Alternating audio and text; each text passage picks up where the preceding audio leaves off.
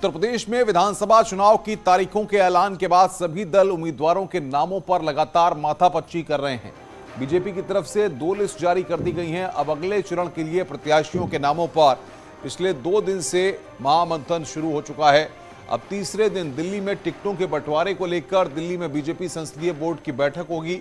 इसमें सीएम योगी भी शामिल होंगे। माना जा रहा है कि इस बैठक के बाद उम्मीदवारों की लिस्ट जारी होगी।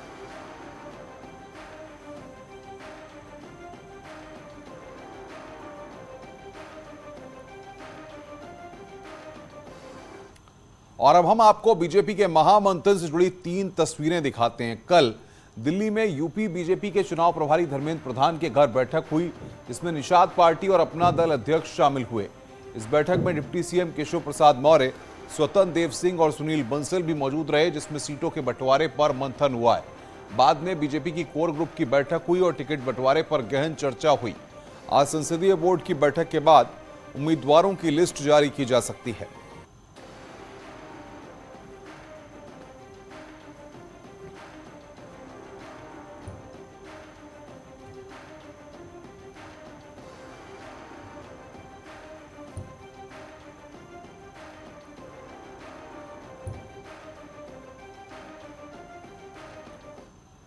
और आइए अब हम आपको ग्राफिक्स के जरिए बताते हैं कि पिछले 2 दिनों में दिल्ली में सीएम योगी समेत उत्तर प्रदेश बीजेपी के सारे बीजेपी नेता किस तरीके से टिकट वितरण को लेकर मंथन कर रहे हैं।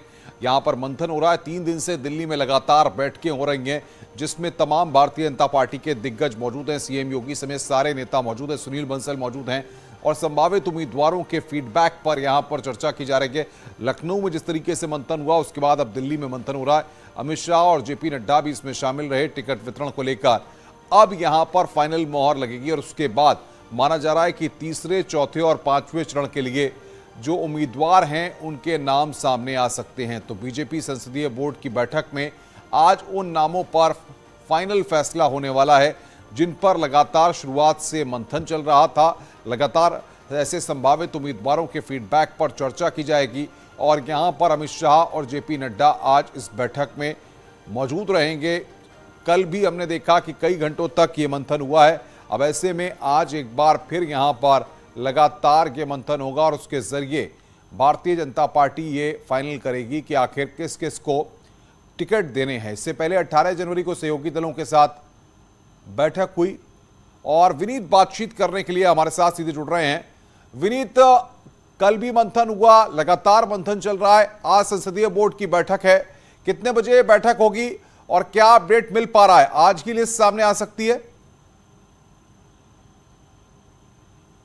जी अनुपम, निश्चित तौर पर मैं आपको बताना चाहूंगा कि माना यह जा रहा है कि आज दोपहर जो है वो बीजेपी संसदीय दल की बैठक होगी, जिसमें प्रधानमंत्री नरेंद्र मोदी भी शिरकत करेंगे। मैं आपको बताना चाहूंगा कि पिछले दिनों से हम लगातार देख रहे हैं कि उत्तर प्रदेश के मुख्यमंत्री योगी आदित्यनाथ समेत सभी उत्तर प्रदेश के प्रमुख नेता और केंद्रीय नेतृत्व जो है वो लगातार मंथन कर रहा है, उम्मीदवारों के नामों पर मंथन कर रहा है। तो साफ तौर पर हम देख सकते हैं कि जो होमवर्क है वो पहले किया जा रहा है और आज जब सीईसी की बैठक होगी वहां पर अंतिम मुहर जो है वो उम्मीदवारों के नामों पर अंतिम मुहर जो है वो आज लग जाएगी। इसके साथ ही साथ मैं आपको बताना चाहूंगा कि कल जब हमने निषाद पार्टी के अध्यक्ष से बात की थी, तब उनका साफ तौर पर कहना था कि जो उम्मीदवार जो गठबंधन हुआ है, गठबंधन के नामों की भी ऐलान हो जाएगी कि आखिरकार किन सीटों से कौन कौन गठबंधन जो है वो चुनाव लड़ेगा। तो बड़ी बात यहां पर यह है कि न सिर्फ बीजेपी की आज की अगर हम घटनाक्रम को देखें तो न सिर्फ बीजेपी अपने उम्मीदवारों के नामों को लेकर के मंथन करेगी, बल्कि सहयोगी दलों के साथ में भी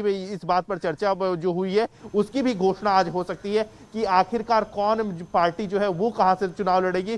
बिल्कुल बिल्कुल विनीत, आप नजर बना के रखिए, आगे भी हम आपसे अपडेट लेंगे। इस बीच एक और बड़ी खबर हमारे पास आ रही है। मुलायम सिंह यादव की छोटी बहू अपर्णा यादव आज समाजवादी पार्टी छोड़कर भारतीय जनता पार्टी में शामिल होंगी। थोड़ी देर में बीजेपी दफ्तर में अपर्णा यादव पहुंचेंगी और बीजेपी का दामन थामेंगी। सूत्रों के मुताबिक गृह मंत्री अमित शाह या बीजेपी अध्यक्ष जेपी नड्डा में कोई एक नेता अपर्णा को बीजेपी ज्वाइन कराएंगे। उनके बीजेपी में जाने से मुलायम परिवार को बड़ा झटका माना जा रहा है। 2017 में यूपी में बीजेपी की सरकार बनने के बाद से अपर्णा यादव कई मौकों पर मुख्यमंत्री योगी की तारीफ कर चुकी हैं। अपर्णा यादव की गौशाला का उद्घाटन भी सीएम योगी ने किया था।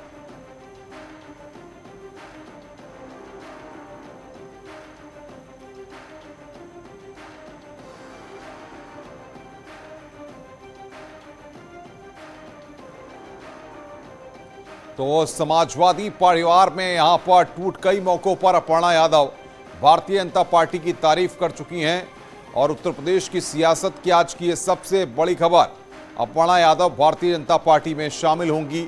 थोड़ी देर में भारतीय जनता पार्टी का वो दामन थामेंगी। जानकारी मिल रही है कि 10:30 बजे के आसपास वो भारतीय जनता पार्टी में शामिल हो सकती हैं। कई मौकों पर अपर्णा यादव बीजेपी की तारीफ कर चुकी हैं। अब ऐसे में यहां पर अभी जब अखिलेश यादव से सवाल किया गया था तो उन्होंने इसे घर का मामला बताकर मामले को टालने की कोशिश की थी, लेकिन आज जब अपर्णा यादव समाजवादी कुनबे को छोड़ करके भारतीय जनता पार्टी के परिवार में शामिल हो जाएंगी, तब अखिलेश यादव का स्टेटमेंट क्या आता है देखना होगा। बातचीत करने के लिए विनीत हमारे साथ बने हुए हैं। विनीत, क्या जानकारी मिल पा रही है? 10:30 बजे का वक्त तय किया गया है क्या अपर्णा यादव की ज्वाइनिंग को लेकर के, और उनके साथ और भी कुछ लोग भाजपा ज्वाइन करेंगे? आज ये निश्चित तौर पर मैं आपको बताना चाहूंगा कि बीजेपी में की ओर से जो संदेश आया है, मैसेज आया है, उसमें साफ तौर पे कहा गया कि 10:30 बजे एक प्रमुख व्यक्ति जो है वो बीजेपी ज्वाइन करेगा। जो हमें जानकारी मिल रही है, सूत्रों के अनुसार से जो हमें जानकारी मिल रही है और लगातार हम अपने दर्शकों को बताते रहे हैं कि अपर्णा यादव जो है वो समाजवादी पार्टी को छोड़ करके बीजेपी में ज्वाइन कर सकती है। तो निश्चित तौर पर यहां पर एक बड़ी खबर जो है, जो लगातार हम अपने दर्शकों को दिखा रहे हैं कि अपर्णा यादव जो है वो बीजेपी ज्वाइन कर सकती है। संभवतः 10:30 बजे जो बीजेपी में जिन्हें आज ज्वाइन करवाया जाएगा वो अपर्णा यादव होगी। इसके साथ ही साथ मैं आपको बताना चाहूंगा कि हमारे सहयोगी राजीव तिवारी ने अब से थोड़ी देर पहले बीजेपी के वरिष्ठ नेता में जो है दयाशंकर उनसे बात की है। उनका साफ तौर पर दयाशंकर सिंह से बात की है। उनका साफ तौर पर कहना है कि अगर अपर्णा यादव जो है वो बीजेपी में आती है तब उनका स्वागत होता है। तो साफ तौर पर बीजेपी की ओर से भी लगातार ये इशारे दिए जा रहे हैं या संदेश दिए जा रहे हैं कि अपर्णा यादव का खुले मन से जो है वो पार्टी में स्वागत किया जा रहा है। माना यह जा रहा है कि खुद अमित शाह या जेपी नड्डा में से कोई बड़ा नेता जो है अपर्णा यादव की ज्वाइनिंग के वक्त वहां पर मौजूद रहेगा। क्या जानकारी मिल पा रही है? निश्चित तौर पर अगर अपर्णा यादव जो है वो बीजेपी में आती हैं तो निश्चित तौर पर उनकी जो ज्वाइनिंग होगी वो काफी भव्य होगी। निश्चित तौर पर पार्टी के केंद्रीय नेतृत्व जो है, शीर्ष नेतृत्व जो है वो वहां पर मौजूद रहेंगे। इसके साथ ही साथ मैं आपको बताना चाहूंगा कि जिस तरह से अपर्णा यादव की ज्वाइनिंग है, बीजेपी जो है जिस तरह से उसे बड़ा बनाना चाहती है, एक बड़ी बात जो है, क्योंकि समाजवादी पार्टी में इसी से ही नहीं सिर्फ बल्कि मुलायम परिवार से वो आ रही है, तो बीजेपी के लिए एक बड़ी बात है। तो हो सकता है, बहुत संभव है कि जब ज्वाइनिंग हो बीजेपी में उस वक्त जो है जो सीएम है उत्तर प्रदेश के मुख्यमंत्री योगी आदित्यनाथ भी मौजूद रह सकते हैं। बिल्कुल बिल्कुल विनीत, आगे भी हम आपसे अपडेट लेंगे, आप नजर बना के रखिए। बहुत बहुत शुक्रिया विनीत बातचीत करने के लिए और हमारे साथ जुड़ने के लिए। इस बार माननीय मोदी जी और माननीय जोगी जी के जो किए हुए कार्य है उसके आधार पर मैं कह सकता हूं कि उत्तर प्रदेश की जनता ने इस बार फिर से भारतीय जनता पार्टी को प्रचंड बहुमत से जिताने का मूड बना चुकी है। और इस बार आप देखेंगे कि अपने काम के बल पर जिस तरह से 2019 के चुनाव में मोदी जी ने 2014 से बड़ी बहुमत हासिल किया था, उसी तरह से उत्तर प्रदेश में 2017 से बड़ी बहुमत 350 की पार भारतीय जनता पार्टी।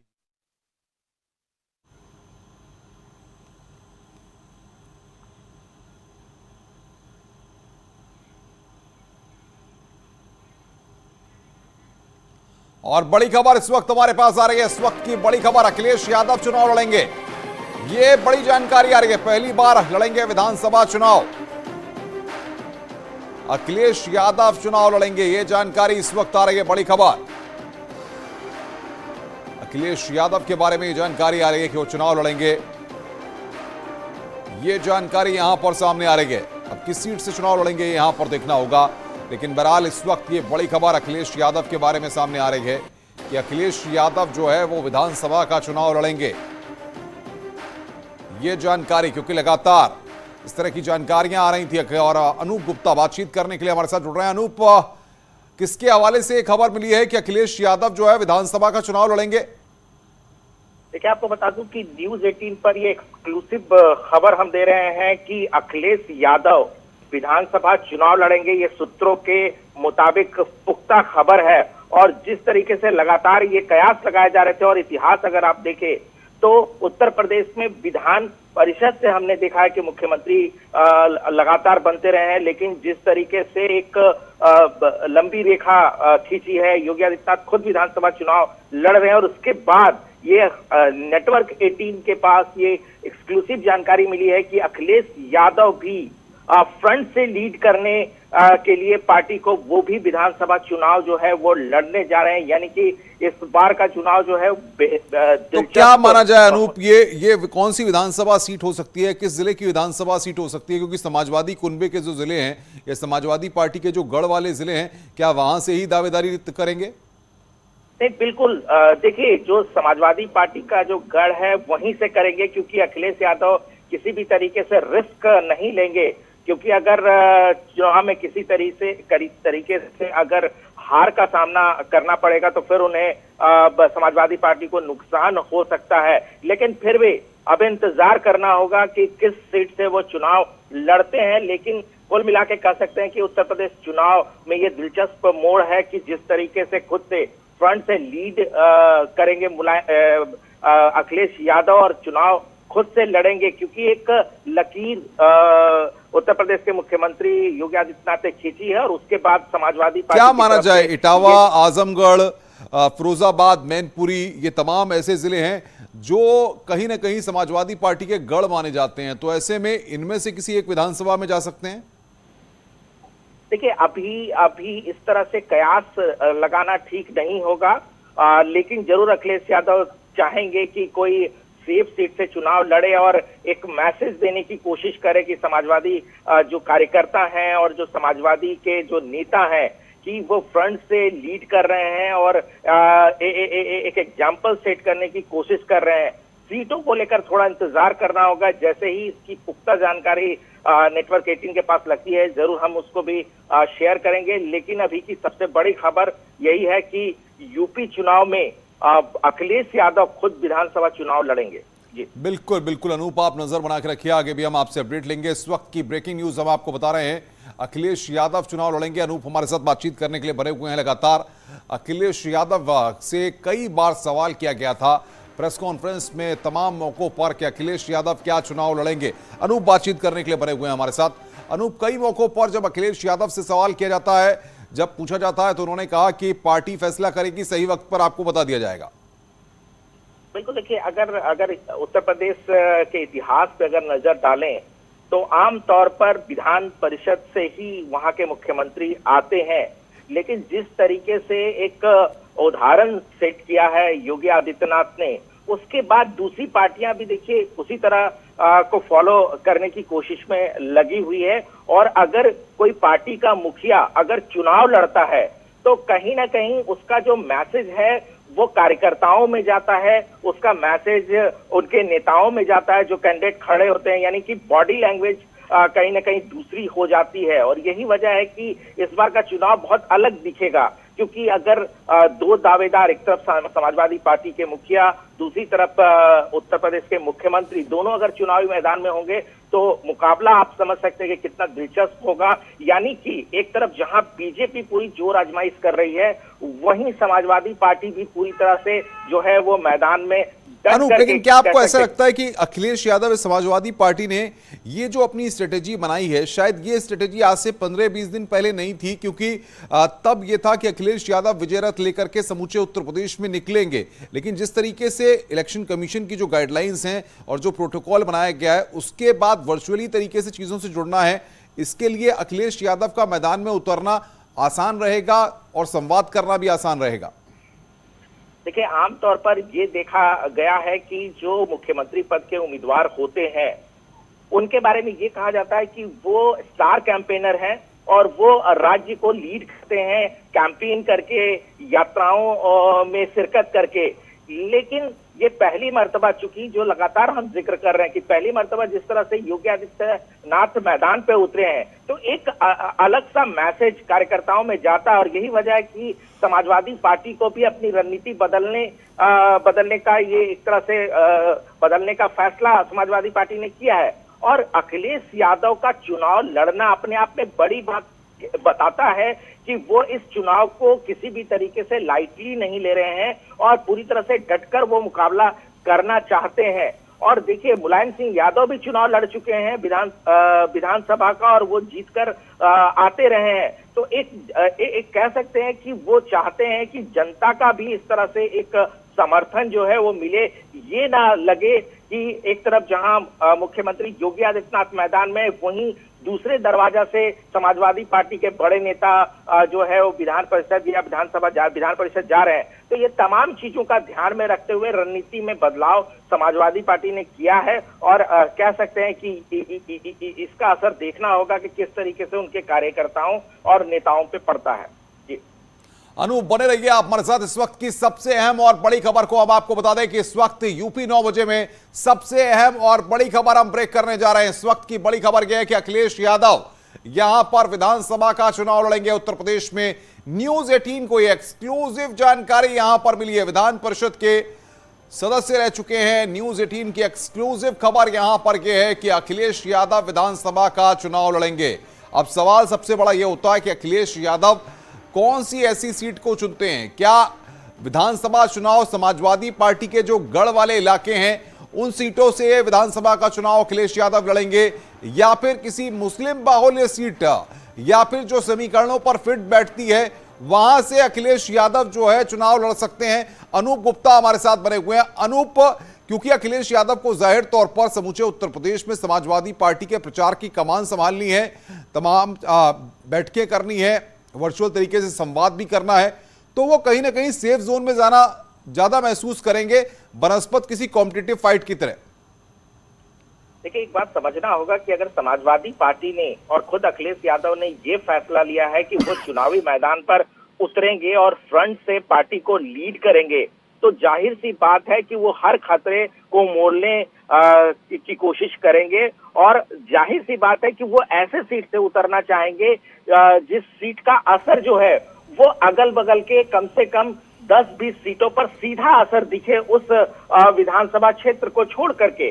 दूसरी तरफ अगर ये सीधे अगर चुनाव का मैदान पे उतरते हैं, अपना दमखम आजमाते हैं, तो जाहिर सी बात है कि इसका असर बहुत बड़ा होता है, इसका एक संदेश जो है वो बहुत बड़ा जाता है। और ये कह सकते हैं कि जिस तरीके से बीजेपी की रणनीति हुई है, उस रणनीति पर समाजवादी पार्टी भी अब उसको फॉलो कर रही है। मायावती के पास को लेकर के पहले से फैसला आ गया है कि चुनाव नहीं लड़ेंगी। ऐसे में पूरा जो यूपी का चुनाव जो दिख रहा है वो समाजवादी पार्टी और बीजेपी के बीच का लड़ाई दिख रहा है। तो ऐसे में एक बड़ा कह सकते हैं कि उदाहरण सेट करने की कोशिश अखिलेश यादव की तरफ से की जाएगी, और इसी को ध्यान में रखते हुए समाजवादी पार्टी ने ये फैसला लिया है। क्योंकि अगर एक तरफ सिर्फ उत्तर प्रदेश के मुख्यमंत्री योगी आदित्यनाथ अगर मैदान पे खड़े होते, दूसरी तरफ दूसरी पार्टियों के नेता अगर नहीं खड़े होते जो वहां के मुख्यमंत्री पद के उम्मीदवार हैं, तो फिर ये लगता कि बॉडी लैंग्वेज दूसरी पार्टियों की अच्छी नहीं है, और एक बड़ा कह सकते हैं कि फैसला। और बातचीत करेंगे। अनूप, आप बने रहिए हमारे साथ। अनामिका सिंह हमारे साथ जुड़ गए। अनामिका, कई मौकों पर अखिलेश यादव ने प्रेस कॉन्फ्रेंस में अपने पत्ते नहीं खोले थे, लेकिन न्यूज 18 को यहां पर एक्सक्लूसिव जानकारी मिल रही है कि अखिलेश यादव चुनावी दंगल में ताल ठोकेंगे। क्या लगता है आपको, कहां से वो ताल ठोक सकते हैं और इसका समाजवादी पार्टी की स्ट्रेटेजी पर कितना असर पड़ेगा? देखिए, सबसे बड़ी बात यह है कि इस बार कई बड़े चेहरे हैं जो पहली बार चुनावी मैदान में उतर रहे हैं विधानसभा के चुनाव में। मुख्यमंत्री योगी आदित्यनाथ के अलावा डिप्टी सीएम केशव मौर्य हो या अखिलेश यादव भी पहली बार विधानसभा के चुनाव में दाव आजमाने के लिए जा रही हैं। इसके पहले अखिलेश यादव जब मुख्यमंत्री थे तो वो एमएलसी बनाए गए थे, इसके पहले वो सांसद रहे थे। लेकिन इस बार अखिलेश यादव भी चुनावी मैदान में उतरने वाले हैं। कई मौकों पर उनसे सवाल पूछा गया कि चूंकि योगी उतर रहे मैदान में, केशव मौर्य मैदान में उतर रहे हैं, तो उनकी स्ट्रैटेजी क्या होगी। हर बार उन्होंने ये कहा कि पार्टी तय करेगी कि मुझे चुनाव में उतरना है या नहीं।